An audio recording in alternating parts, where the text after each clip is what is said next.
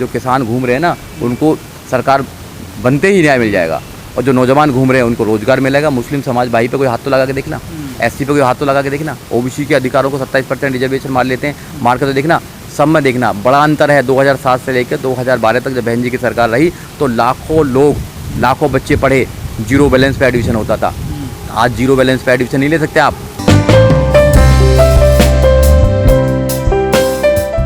2007 से 2012 तक अब देखेंगे तो उत्तर प्रदेश में बहुजन समाज के साथ ब्राह्मण समाज बहुत तादाद में आया और वहाँ सरकार बनी।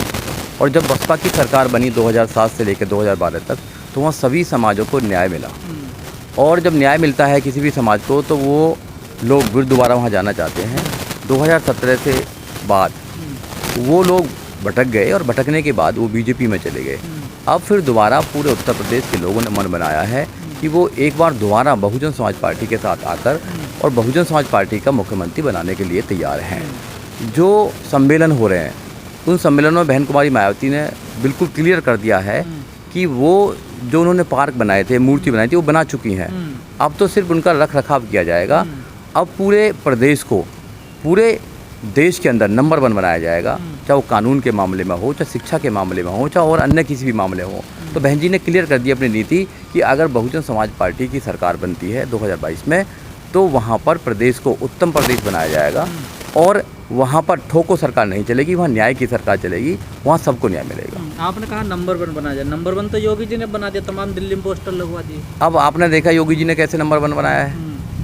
अगर कोई अपनी बात कहता है, आंदोलन करता है तो NSA लगा कर जेल में डाल दिया जाता है, मॉब लिंचिंग की जाती है। आपने देखा कि वहाँ पर जाति के नाम पर, धर्म के नाम पर वहाँ पर क्या अत्याचार किए जाते हैं। आज भी वहाँ दलितों पर अत्याचार हो रहे हैं, बहन बेटियों के बलात्कार हो रहे हैं।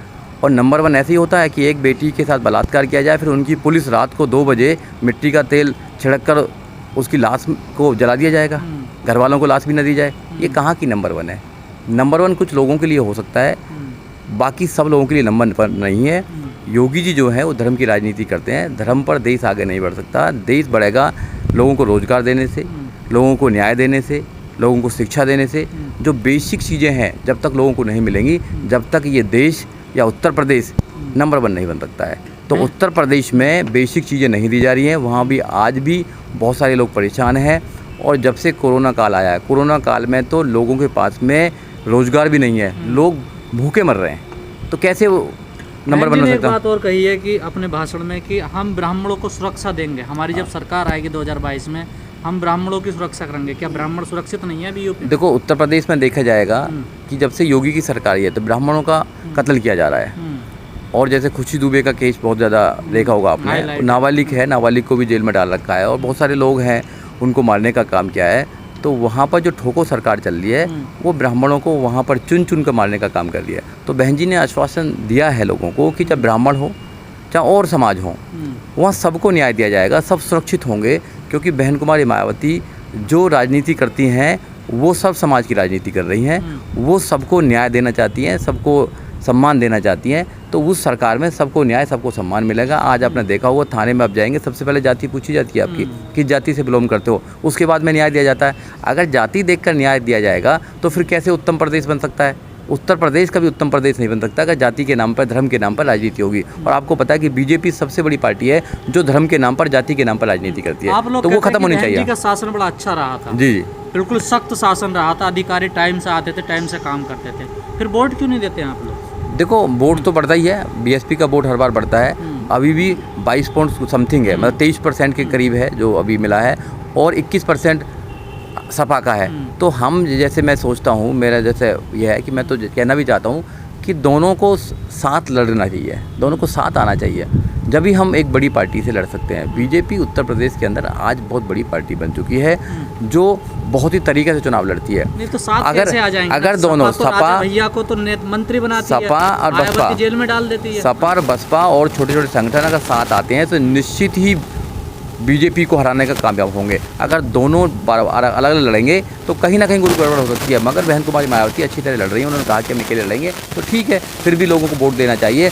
अब तीनों में शासन देखना चाहिए, योगी जी का शासन और सपा का शासन और BSP का शासन। तो सब में उत्तम शासन जो दिया है वो बसपा की सरकार ने उत्तम शासन दिया है कि 2007 से लेकर 2012 का जो उनका शासन है वो इतना अच्छा शासन है कि सबको न्याय मिला था।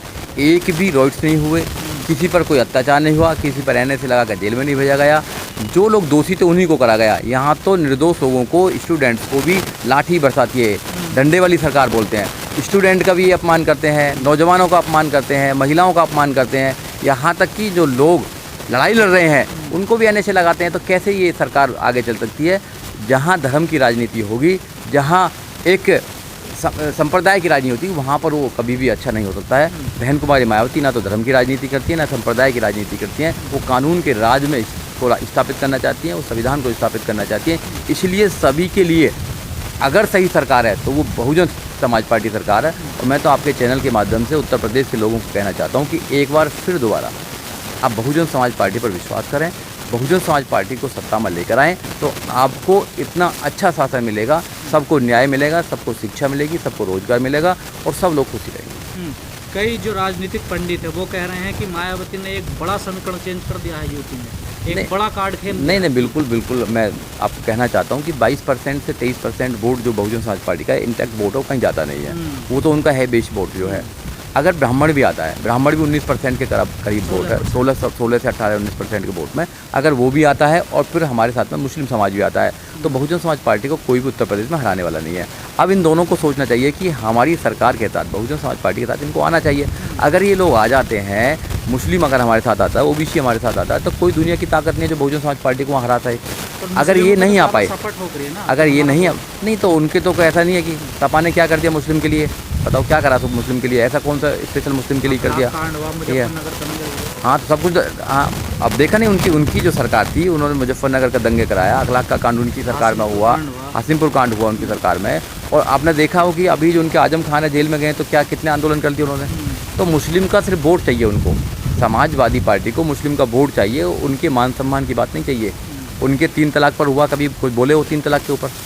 कभी भी कोई उनके बात होता है, कभी कुछ बोलते हैं? नहीं बोलते। वोट चाहिए उनको, तो वहाँ क्यों देंगे मुस्लिम समाज का वोट? मुस्लिम समाज जो है बहुत जागरूक समाज है, वो बहुजन समाज पार्टी के साथ आना चाहेगा। दलित मुस्लिम की बात जो क्या है उसको आगे बढ़ाने का काम करेगा। ये जो जब बात समाज की नीति लेकर चल रही है मायावती, ये कैसा स्टैंड है? देखो सही स्टैंड है, कोई प्रॉब्लम, राजनीति में सब चलता है। राजनीति में सबसे पहली बात है जो जीता वही सिकंदर। सबसे पहले आप सत्ता में जाने चाहिए। सत्ता में जाएंगे जब अपनी चीज़ों को, अपनी आइडियोलॉजी को आप कर सकते हैं, इम्प्लीमेंट कर सकते हैं। बहन कुमारी मायावती, देखो सब समाज को देना चाहिए ना, क्या प्रॉब्लम है? सब समाज को देना चाहिए, सम्मान देना चाहिए। अगर कोई अच्छे लोग हैं, हर समाज में अच्छे लोग भी हैं, बुरे लोग भी हैं।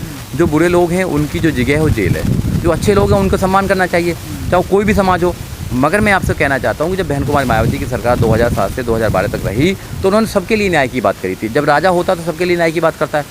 बहन कुमारी मायावती तो अम्बेडकरवादी राजा हैं, तो वो तो सबके न्याय की बात करेंगे। वो ऐसा नहीं कि अपने अपने न्याय की बात करेंगे। जैसे आज उत्तर प्रदेश में देखा होगा कि एक ही समाज के एसएचओ, एक ही समाज के सीओ हैं, थाने में एक ही समाज के कब्जा है।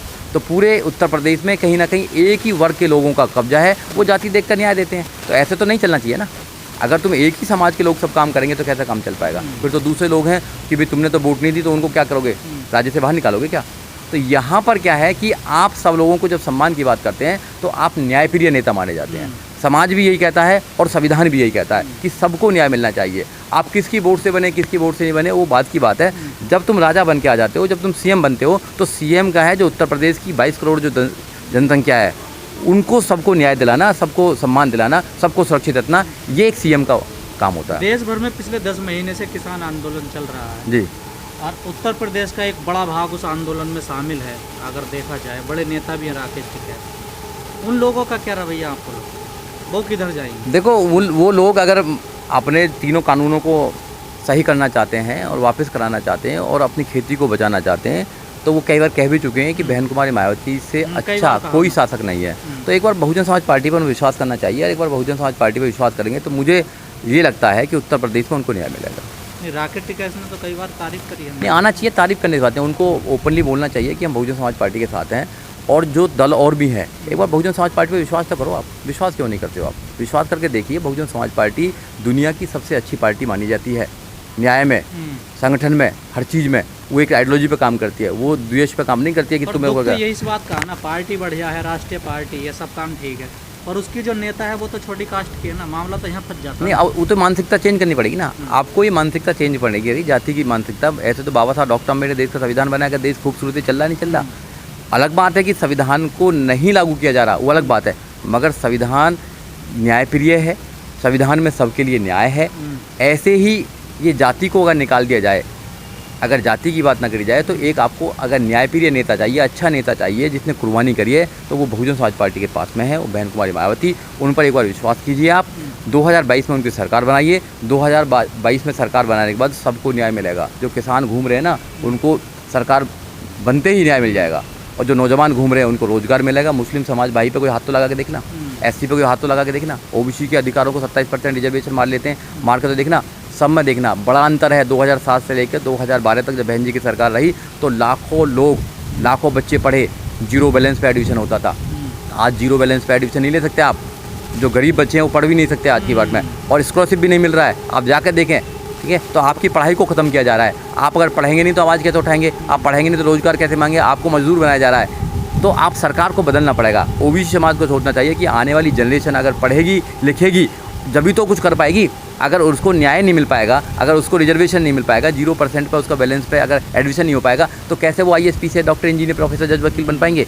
क्योंकि वो नहीं चाहते कि ऐसा बने। मगर जबकि बहुजन समाज पार्टी की सरकार आती है, सबको न्याय मिलता है, सबको शिक्षा मिलती है, सबको रोजगार मिलता है, और सब खुशी से रहते हैं। तो हमें ऐसी सरकार चाहिए, और लोगों को भी ऐसी सरकार।